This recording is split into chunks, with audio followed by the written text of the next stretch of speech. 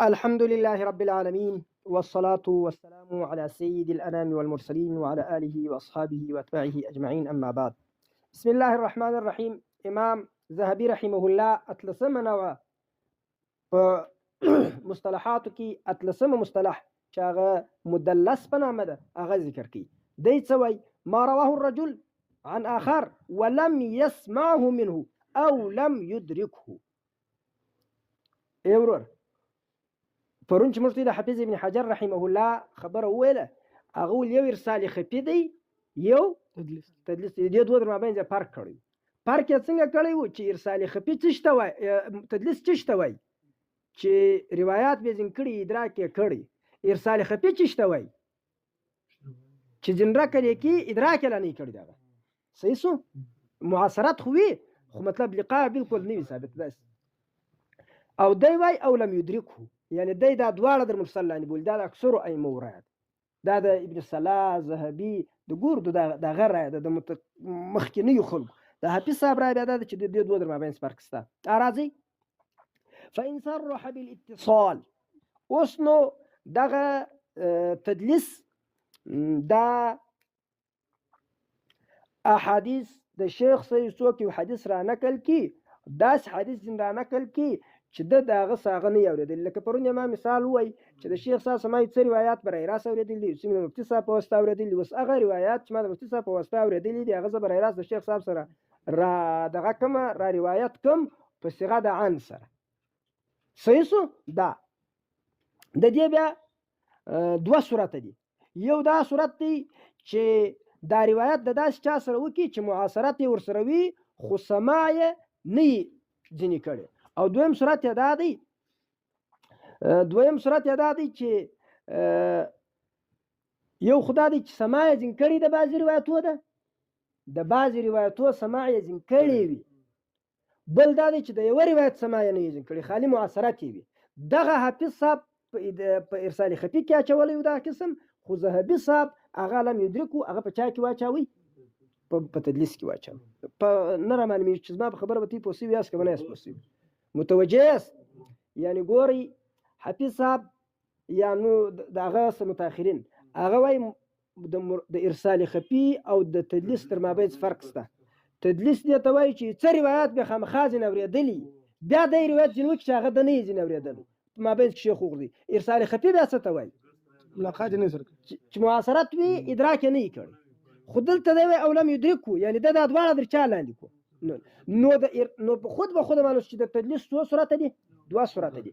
یو دا صورت دی چې څه حدیث ځین اوریدلی بلا واسطه، یو څه ځین اوریدلی بل واسطه، هغه د واسطه د واسطه حذف کې هغه برای راځي نقل کې په صيغه مهمه سره.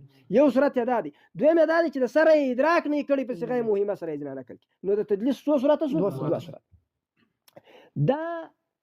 دا قسم تدلیس دی ته تدلیس الاسناد وای.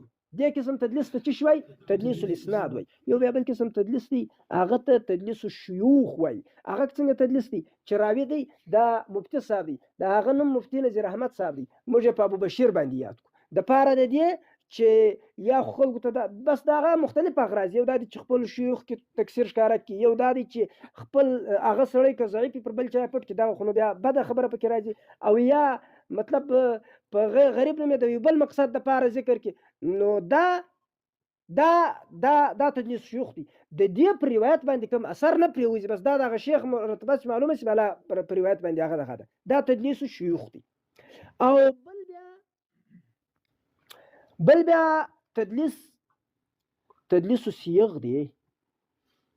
اوس دا تدلیس چې څوک تدلیس کوي، نو آیا د تدلیس په وجه باندې راوی مجروح کیږي کنه مجروح کیږي؟ په مطلق تدلیس باندې نه مجروح کیږي. ولی تعویل ستاره کې دا تعویل کوي. ګوره تعویل دا ثابت دی په حدیث کې هم ستا، په لغت کې هم ستا، په عرف کې هم ستا. څنګه ثابت دی؟ رسول الله صلی الله علیه وسلم وای یو روایت کوي، په یو روایت کې دی د رسول الله صلی الله علیه وسلم وای د دجال ته کوم سړی ورسي چې هغه مؤمن وي، هغه ورته وای چې ته څوک دی؟ ورته چې زه خدای نه ورته نه ته دروغ وای. انت الدجال الذي ته هغه دجال حدثنا رسول الله صلى الله عليه وسلم حديثه تاغه دجال چې رسول صلی الله علیه وسلم دغه حدیث مرتبه کړی دی چې دا رقم برازي دغه کیسه مرتبه کړی ده نو هغه سړي رسول الله صلی الله علیه وسلم برای راست حدیث بیان کړی الته حدثنا وای صحیح سو نو په دا تعویل باندې بیا وای یو او دا رقم کله کله بیا دی چې ګوره صحابه هم استعمال کړی دي ابو هريره رضی یو روایت کې راځي د روایت کې وای افتتحنا الخيبر موږ چې خیبر فتح کی او حال دا دی دلته د افتتاحنا سره فتح د مسلمانانو مراد صحیح ده نو دا رقم دی او نو په دې وجه باندې یو تعویل بدای کی نو د تعویل په وجه باندې مطلقاً نه څه پکې مجروح مطلقاً د تدلیس په وجه باندې یعنی تدلیس مطلقاً جرح نه ده تدلیس مطلقاً جرح نه ده ځکه یو سائغ لري یو روایت ورته لري یو تعویل لري تعویلات د په شریعت او په لغت په دې شانو کې راځي صحیح سو هغه درکو نو اوس او کله کله بیا جرح وي هغه کله کدی تدلیس کوي د منکر روایت کې تدلیس کوي او دا هغه نکارت ظاهر هم وي او چې دا کم راوي د پټکړی دی د نکارت وي هم دغه په سبب په دا درو شروط باندې کدا رقم تدلیس چا کوي هغه بیا مجروح کوي په څنګه روایت کې په شدید الضعف یا په کم روایت کې په منکر روایت کې دا منکر روایت په دې کې د تدلیس کوي او په دا نکارت او په بطلان د دې روایت باندې د څه هم وي خبر هم او دا نکارت او دا بطلان دا معلومی دا وی هم د چا په وجه باندې د هغه راوي په وجه باندې چې هغه د هغه څه چم کړی دی تدلیس یې کړی دی په دې وخت کې بیا کدا رقم تدلیس چا کوي دا نو بیا مردود دی یعنی بیا پر د باندې تدلیس هم جرح تدلیس بذاته جرح نه ده خو جرح ده بشرایط کم درې شرط دی یو دا دی که یو سړی دا تدلیس کوي دا یې ډیر کوي د ضعفاء او په داسې روایت کې او سره د علم چې هغه ضعیف دی دی په دا باندې خبر دی چې دا ضعیف دی دا هغه تدلیس دی کوي او په داسې یو حدیث کې چې هغه منکر باطل روایت او په دې او دا نکارت هم د اصل په وجه دی چې دا دی پټي نو دا علم هم پر لري دا دغه پر لري نو دا خو معلومه خبره ده په دا رقم شي باندې په کدا رقم تدلیس چا کوي هغه بیا څه پکېږي دا هغه روایت بیا د تدلیس په وجه باندې هم څه پکېږي بیا پر هغه راوي باندې بیا پر هغه مدلس باندې بیا دا تدلیس هم یو چی شده جرح ده په هغه باندې د روایت د ما بنځي کدا شرایط نو پکښه بیا مطلق تدلیس جرح نه د ډیرو ائمه تدلیس کړی او د ډیرو مقاصد د پر کله کله ګوره درس داسي چې چا پر روایت حکومت راځي دا اوس سپیلال حکومتونه دي د بعض خلک پر کتابو پابندي دي کنه پر چا باندې پابندي راسي امام احمد ابن حنبل باندې پابندي رااله کنه رااله نه په مسله د خلق قران کې انو چې بیا د دس حدیث بیانې په هغه زمانه کې انو د احمد ابن حنبل نن په بل رقم باندې ذکر کی جایز ده کنه په بعض ځای خو جایز وي نه نو په دې سبب باندې تدلیس مطلقاً دا څوک نه ده جرح نه ده په دا شروط ثلاثه باندې بیا ده جرح ده راځي فإن صرح بالاتصال کده سره کچيري دا څوک را ولاړ سي مدلس را ولاړ سي که مدلس را ولاړ سي دا تصریح په اتصال کې وقال حدثنا فهذا كذاب کدا معلومه چې دی مدلس دی او دا روایت د اصل ساوریدل نه دی نو دا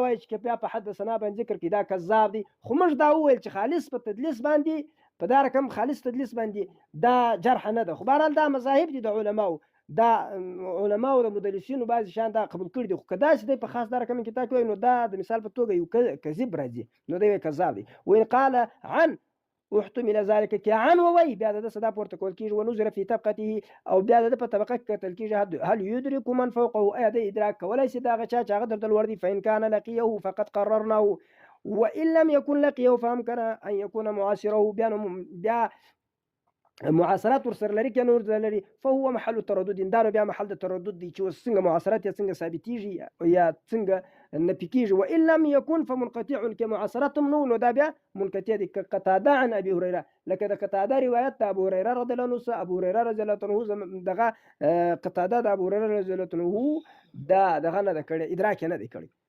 وحكم قال حكم عن ولهم في ذلك اغراض حكم د قال دا حكم د عن دي يعني چې کوم حکم د قاله دی عن د مدلس بغیر پر اتصال دلالت کوي نو عن کې اصل اتصال دی دا انقطاع یو احتمال دی پکې، دا په قرائنو باندې معلومیږي. په قاله کې هم دا رقم اصل اتصال دی. په دې کې حافظ صاحب څه خبره کړې ده چې قاله پر انفصال دلالت کوي. بهرحال د ائمه دغه مذهب دی، هغه ته چې اوس زه بیا وخت ډیر خوري. فإن كان لو صرح بمن حدثه عن المسمى لعرف ضعفه فهذا غرض مذموم وجناية على السنة ومن يعاني ذلك جرح به فإن الدين النصيحة. دغه خبره چې موږ مجروح کیږي. فإن كان د دې په دې تدلیس کې خپل اغراض کې غرض داسې و چې فإن كان لو صرح بمن حدثه عن المسمى کچیر دی د هغه چا نوم واخی چې د چیش ځینې کړی دی، تدلیس ځینې کړی دی، نو لعرف ضعفه بیا به معلوم سي دا مسله چې بیا به معلوم سي ضعف د دې روایت یا د هغه سړي. فهذا غرض مذموم وجناية على السنة. د دا لپاره چې سړی تدلیس کوي چې ضعیف راوي یا ضعیف روایات، منکر راوي یا منکر روایات، منکر الحدیث راوي یا منکر روایات، دا په خلکو کې د تدلیس په نامه وچلي عامه کې دا غرض و.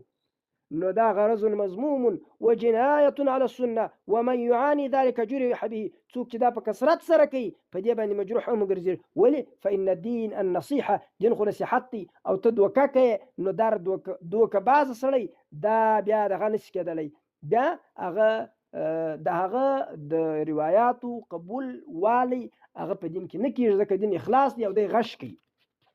وإن فعله طلبا للعلو فقط. که خالد اخوان درکوي چې هغه مفتي صاحب د مابین د جنوب اسد سلیم الله خان صاحب سره را نقل کړ، هغه وصفات سوی هم دي سند بن فعلي. او ايهاما بكثره بتكسير الشيوخ بأن يسمي الشيخ مرة ويكنيه أخرى وينسبه إلى صنعة أو بلد لا يكاد يعرف به. يا وداسي بلد وداسي صنعت نسبت وكي چې هغه باندې جدي نه وي چې دی وپېژندلی سي. وامثال ذلك یا دا رقم د دې په مثال نور كما تقول حدثنا البخاري وتقصد به من يبخر الناس. دا بخاري ووایه دی څوک چې خلکو ته تبخیر څه شته وایي، خوشبويي ته وایي که څه ته وایي. بهرحال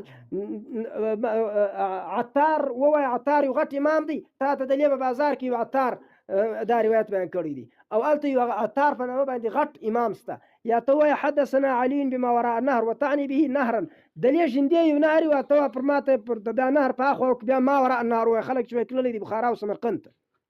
نو دا رقم وکړه. او بزبید یا زبید د وطن سليري زيد وتريد موزعا بقوس، بقوس كم زبید دي تا غزي شيء. او حدثنا بحران تريد قرية المرج، تذا مرج قرية شيء حران ليري دي خلق شويتون لوي وش سفر. فهذا محتمل والورع تركه. دا رقم تدليس سياق د دې مقاصد د لپاره یا د دې دغه لپاره چې علو د سند وس یا خلق خطاوي چې مطلب تورته ما وراء النهر بک هغه دلته دغه د تراټنالي ورشي چې دلته خو یو نهر دی را به په ما وراء النهر کې ماته بیان کړی. انو ما وراء النهر چې د تراټنالي را وشته دلته سرکاري ماجرتي په دای کې د درته ویلي. نو دا ما وراء النهر یا دغه یا په کربلا کې ستامره دا کربلای ته د خوان په وکیل هغه د حسین رضی الله عنه د شهادت کربلا سيسو انو خلق ته دا وهم ورکړي چې دا خو ډیر سفرونه په لپس کړی. دا رقم تدلیس دا وای پروا نه کوي زم پورته کیږي. خو ذهبي وای والورع ترکه تقوا پس کې ده چې دا هم پریږه دا رقم کار هم ونه کې. اوس خبره ده چې دغه تدلیس کې چا ډیر کاوي او دا رقم قصدیه کاوي او دغه سي خیانت پکې کوي. دا په څه معلومیږي؟ دا یو د ائمه په تصریحات معلومیږي. هغه دا رقم تدلیس باندې وای د بد تدلیس یا بد دغه هغه دا نس کوي یا په ائمه په دغه معلومیږي. یا کچیر هغه دا رقم نو کړی بیا د ائمه په تطبیقات معلومیږي چې هغه دا روایت قبول دي دا روایت قبول نه دي دا قبول دي دا به هغه سم معلومیږي. صحیح ده. اوس خلک دغه کار تقریبا نشي کوي. مراتب د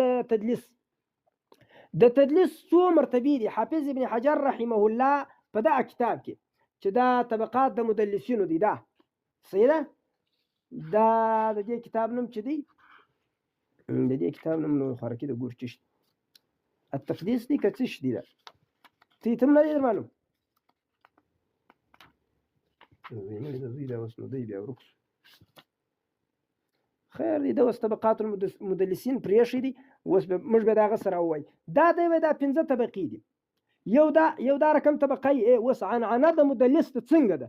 نو د هر تدلیس د تدلیس خپل مراتب دي. د هر مدلس عنعنه جلا نقل لهم في كل روايه نقد خاص. هر روایت نقد خاص په کلیات نه ثابتېږي. که دا مدلس من لم يوصف بذلك الا نادرا كيحيى بن سعيد الانصاري، یو دا رقم د غي چې نادر دی کله تدلیس کوي لکه یحیی بن سعید الانصاري. دویمه طبقه دا ده، دویمه مرتبه دا ده چې ائمه د هغه تدلیس پورته کړی د امامت او د قلت تدلیس په وجه باندې. یو نادر دی یو قلیل دی. د دې تر مابین فرق شته. نادر دا دی چې به خل لږ وي، قلیل دا دی چې لږ وي خو غټ امامانو کړی. دا رقم او یاداسي وي چې تدلیس نه کوي مګر د ثقه سره کوي. د دغو عنعنې سره د تدلیس قبول دي دغه دوت. او یو دا دی چې ډیر تدلیس کوي او امامان د په عنعنه باندې حجت نه کوي لکه ابو زبیر مکی د یاد کړی دي. او بل دا دی بل بیا څلورمه طبقه بیا دا ده چې د په دغه باندې بالکل ائمه احتجاج نه کوي، بالکل یو مخیره دی مګر په هغه ځای کې چې دی سم دمه تصریح په سماع وکړي لکه بقیه ابن ولید دي. او پنځمه دا ده چې د ګرس د تدلیس په وجه دی ضعیفه سوی. دا پنځه مراتب دي. څو مراتب دي؟ پنځه. اول دا دی چې بالکل سره کم وي نادر. دویم دا دی چې امام قلیل کوي. د دغه دوه عنعنه سره د تدلیس چشته، یعنی معنا د دغه مدلسینو عنعنې چشته قبول دي. او بل بیا دا دی چې ډیر کوي تدلیس. نو ائمه بیا د دې د حدیث ته ګوري چې دی په کوم حدیث کې تصریح د تحدیث کې هغه قبلي. او بل بیا دا دی چې ائمه بالکل نه قبلي مګر خاص هغه روایت قبلي چې هغه کې د تصریح کړي، یعنی د دې دریم او څلورم سره قریب دي، فرق سره لږ دی. او بل بیا دا دی چې ګرس د تدلیس په وجه باندې دی پنځه مرتبه دا دی چې د تدلیس په وجه باندې دی ګرس څه پسوي رد سوی. دغه د تدلیس مراتب دي. پر دې مطابق د دې سره کار کیږي. خو د هرې دغه عنعنې سره د هر مدلس سره جلا جلا کار کیږي. خو دا د حافظ صاحب چې کوم د مراتب تقسیم کړي دي دا پر دغه دي او دا د دې ادنه پورې صحیح دي. اوس کې څوک سوال وکړي چې ګرس به موږ په تدلیس کې څه چمکو، نو په تدلیس کې به ته خپل د ائمه او نقاد او اقوال ته پر دې کتاب باندې موږ اعتماد کوو چې نو سکو نیس کوو. ولی د ارسال خفي او تدلیس د جلا کړي دي. یو مشکل ده، ډیر مشکلات دي. ګرځ نه وایم زه خالي لږ ته متوجه یاست که په دا خبره مې سر خلاص د دې خبرې په دقت به مې سر خلاص. موږ د دې اتباع کامل نه کوو. په دې کې ډیر سنت میانه دي. الباني په صحیحه کې ډیر روایت د قاعده مطابق چې د تدلیس پر مطابق کړل دي حل دغه کړی دي چې په کړی دي رد کړی دي. زه دا غو نمبرونه په صحیحه کې درشم د دغه مطابق کړل دي. هغه دا وجه ده چې دی یو خدای داسې کوي فرق کوي د ارسال خفي او د تدلیس فرق کوي. او ائمه نقاد دواړو ته تدلیس وایي. په دغه تدلیس کې یعنی چې د اول موږ یو دا دی چې تدلیس د اداره کم کوي چې نیمه روایت یې ځینې اورېدلي په هغه چې نه یې ځینې اورېدلي په هغه کې دی تدلیس کوي. یو دا دی. یو بیا دا دی چې ادراک یې نه کړی. دا نو په دا رقم روایت کې ادراک نه کړی په دې چې فقط په یو روایت کې تحديث ثابت سي ادراک ثابت سي بیا دا ټول متصل بلل کیږي. او دا علماء الته په مدلس بلل دي. الته علماء دا سړی په مدلس بلل دي. د دې په هر روایت کې تصریح د تحديث نه غواړي. د دې فقط په یو روایت کې تصریح دی. اوس که چیرې دا سړی د تدلیس په وجه نو تدلیس خورته ویل سوی دي او دلته د ارسال خفي کې دا چولې دي، نو که د دې روایت د تدلیس په وجه د عنعنې رد کړي نو د سنت یو پره غټ ذخیره به رد پاتې دا به ته ځای پکې دا غیر لپاره دی تمثیل دا ویلی دي. امام هغه دا ده تمثیل دا دی چې قتاده عن عکرمه د دې څه مروذي رحمه الله د امام احمد ابن حنبل سه اعتراض دغه وکي سوال وکي چې قتاده عن عکرمه دا مقبول دي کنه دي مقبول. دورت ذهب هذا العلم ولا ندي مقبول دي. قتاده دا مدلس دي او دغه تدلیس کوي. دا ارسال خفي چې حافظ صاحب دا تدلیس. په دا رقم روایت کې بیا وای احمد ابن حنبل شپږ روایت داس ورته وویل چې قتاده حدثه باندې د عکرمه څخه کړی دي. نو دا د قتاده تمامي عنعنه د عکرمه څخه قبول کړي او دا دې خدي حل کړی خاص په دا عنعنه باندې. زما په خبرو ګور څوک پوسوي کني پوسوي نه اس پوسوي. موږ د حافظ ابن حجر د دې کتاب پر اتباع نه کو کامل اتباع. وجه دا ده کدا موږ وکړو د سنتو ډیر غټ اړخ به د بابین زوړو. ولی حافظ ابن حجر د تدلیس یو قسم یې تدلیس بللی دی، بل قسم چې هغه ته علما او تدلیس وری دي دا هغه څوک بللی دي؟ صالح خطیب بللی. نو ګوره دی دغه تدلیس دا اول قسم چې دی، دا اول قسم چې د مثال په توګه ما ځینې روایات د شیخ صاحب اوریدلي وو، ځینې مې د شیخ صاحب روایات د مفتی صاحب اوریدلي دي، بیا د شیخ صاحب.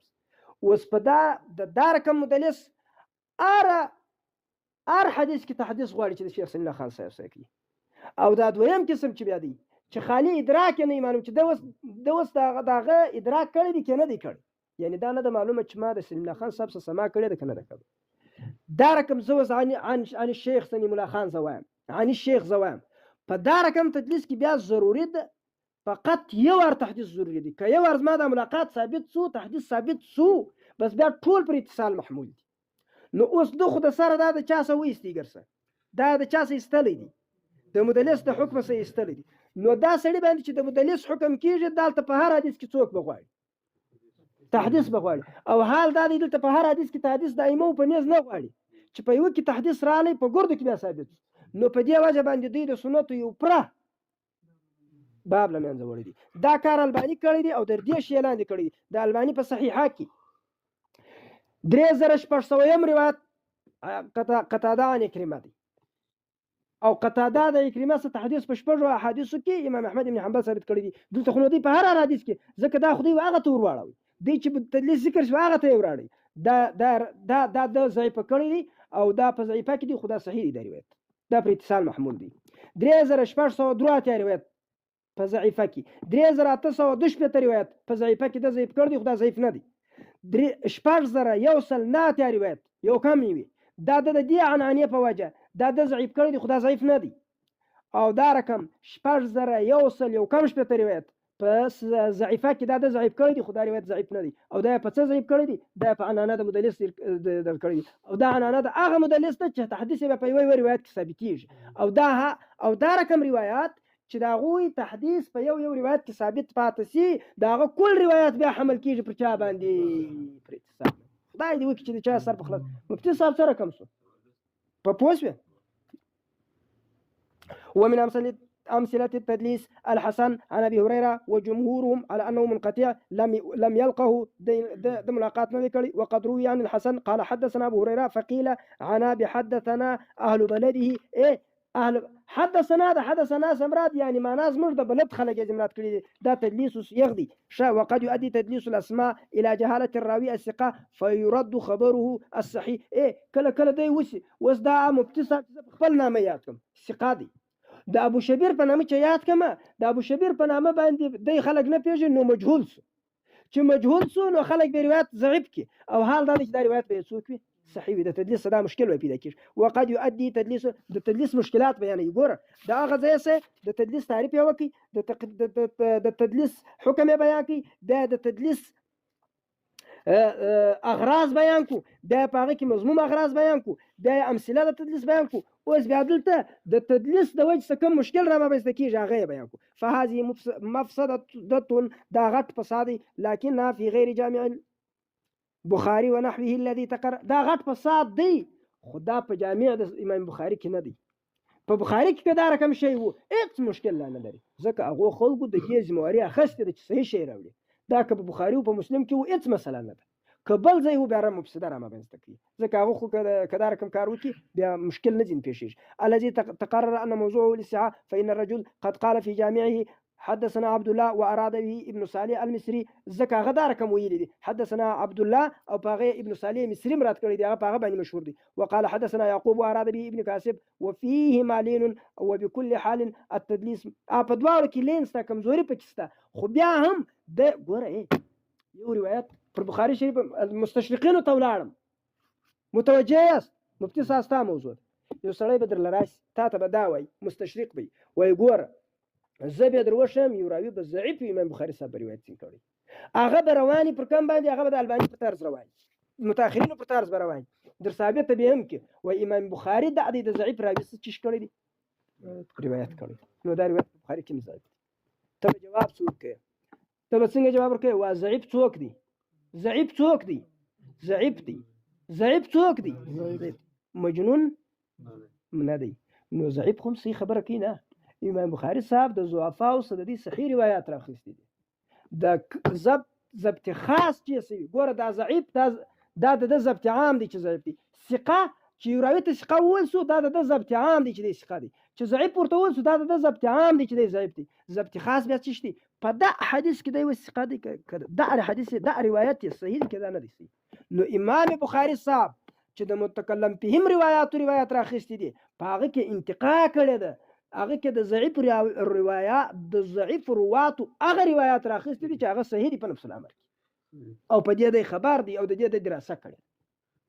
زما په خبرو په اعتراض په جواب په دوړ پوښوس دار کم وفيه معلن په دې کې کمزوري ده. انو د کمزور راویانو هغه روایت چې صحیح لکه ما چې تمثيل وختي بیان کې په تفسیر کې ګوره د یو سړي ته چې موږ 15 نمبر ورکو د دې دا معنا ده چې د 100% صحیح کړی دي.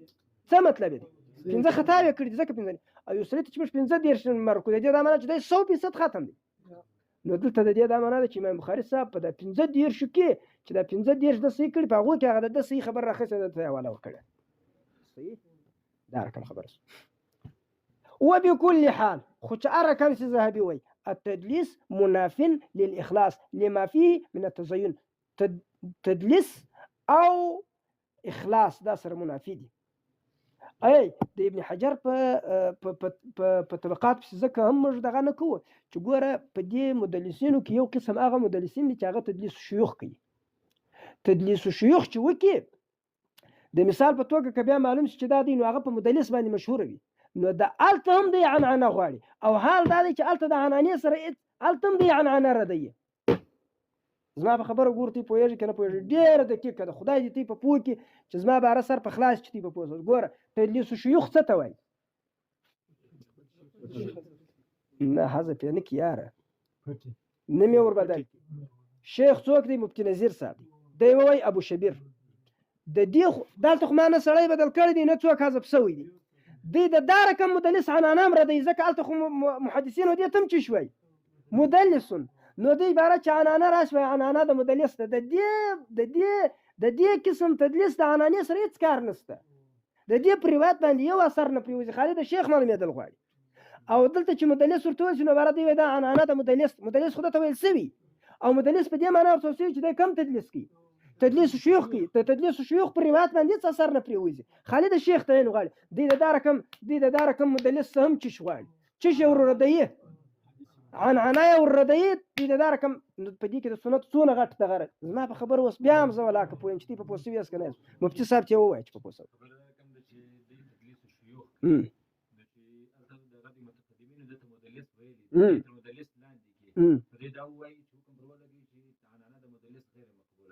او دغه سړی یا نه